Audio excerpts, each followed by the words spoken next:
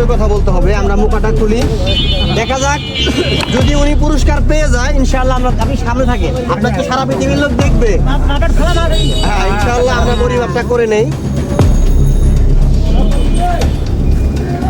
যাও আগে যাও 20% একদম খারাপ কোয়ালিটি। পানি মিশিয়েছি নাকি? হ্যাঁ এখানে পানি আছে। কি গরুর দুধ ভাই?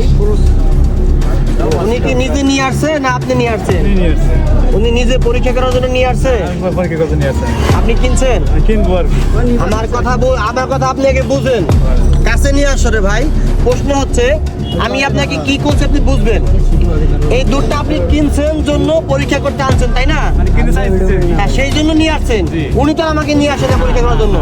এটাই হচ্ছে বিষয়, এটা আমি জানতে চাচ্ছিলাম। যদি ইনি কিনবে, দুধটা ওনার সাইডে ছিল, লুকানো ছিল, উনি নিয়ে আসেনি আমার কাছে, যে কিনবে সে নিয়ে আসছে। তা ভাই আপনার এখানে পানি পাওয়া গেছে, কি করবেন আপনি? আমার কথা শুনে বলেন। আমি নিজে গাই সেকছি, নিজে নিজে জানলাম একটা পুরো পানি নেই। আচ্ছা আচ্ছা এক মিনিট। আপনার গাড়িতে কত লিটার দুধ হয়? দুইটা গাভীর দুধ 5 কেজি। 5 কেজি। এখন যদি আমরা যাই 1 পোয়া দুধ হবে? এখন হ্যাঁ এখন তো গাই সেকিয়ে আনি। 1 পোয়া হবে না। তাহলে আপনার যদি মনে হয় আমরা আপনাকে হেনস্থা করতেছি, একটু হাতে নেই, 20% তলিয়ে গেছে। দুধটা অতিরিক্ত পাতলা, তাইলে আমরা আপনার কাছে যাবো।